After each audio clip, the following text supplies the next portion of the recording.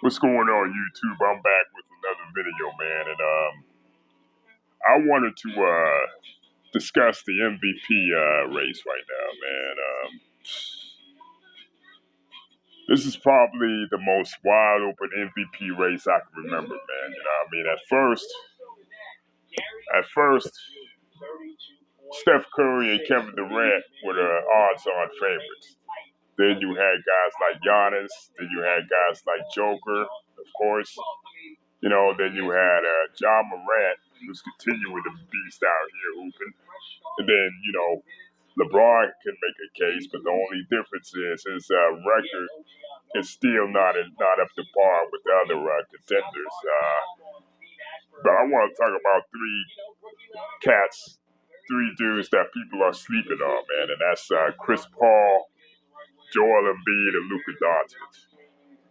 Chris Paul, he's got the Phoenix Suns on top of the West and on top of the NBA. His numbers may not reflect it, but he's made an instant impact on that team, man. And they got an opportunity to win a championship this year. They definitely had an opportunity to win a championship this year. The numbers, like I said, the numbers may not reflect it, but its impact on people like Devin Booker, DeAndre Ayton, Cam Johnson, Cameron Payne, the rest of those bench guys, even guys like Jay Crowder. You know, it's crazy, man. Like how his impact, even in his later years, is still there.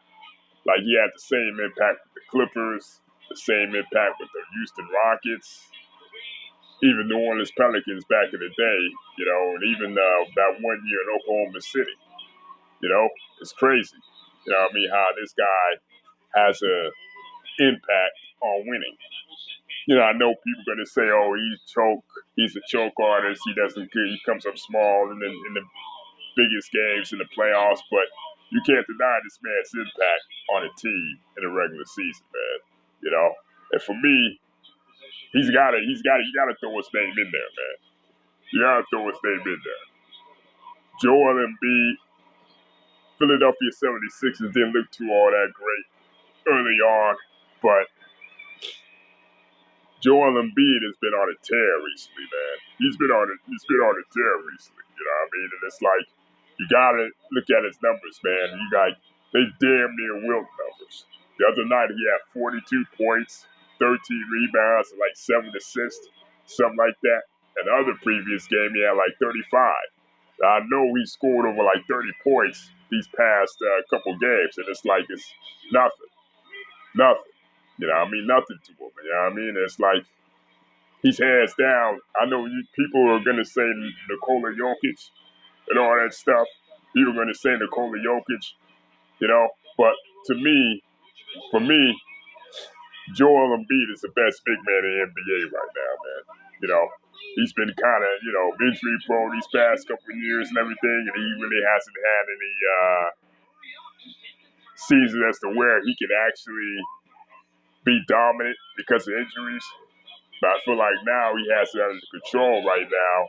And for me, it's right now,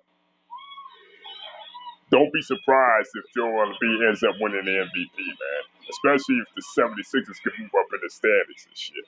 You know? I mean, the guy is dominating out here. He's dominating out here, man. He's hands down the best big man in the NBA. Hands down. And whoever they draw in the playoffs, even without Ben Simmons, Philly gonna be a tough out in the Eastern Conference.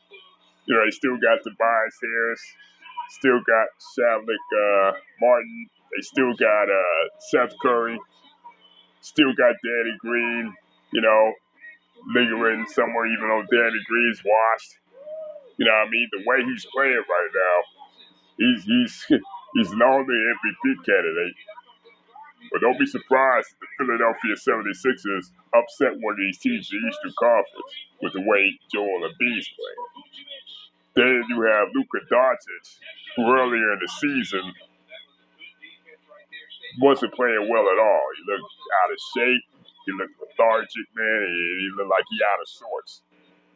But since December, mid to late December, he's been on a tear too.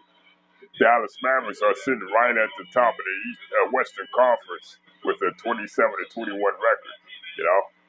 And you got to think, outside of Kristaps Porzingis, and now Tim Hardaway Jr. might be out for a couple for a good while with the stress fracture of his ankle. Luka Doncic is going to have to carry even more of a load, you know what I mean? And out there, to me, he can make his imprint as a superstar in his stretch run. He can definitely make an imprint on his stretch run, you know what I mean? Luka Doncic, man, you know what I mean? I'm telling you, the guy's rebounded. He's rebounded a lot, you know? He's definitely rebounded right now. And Dallas Mavericks can be a sleeper in these playoffs, man. Dallas Mavericks can definitely be a sleeper in these playoffs, you know what I mean? Luka Doncic's been close these past 2 years. For me, they should have beaten the Clippers last year, man. They had the Clippers dead to rights. But the inexperience and the fact that Dallas didn't have a deep enough bench, the Clippers' depth took over. You know what I mean? Because they were up 2 on that series, man. Luka Doncic, he has an opportunity to get out of the first round this year, make an imprint. Definitely make an imprint on his team this season. You know what I mean? The main 3 guys I'm focusing on, Chris Paul, Joel Embiid, and Luka Doncic, they definitely deserve to be in the MVP conversation straight up. You know what I mean? You tell me that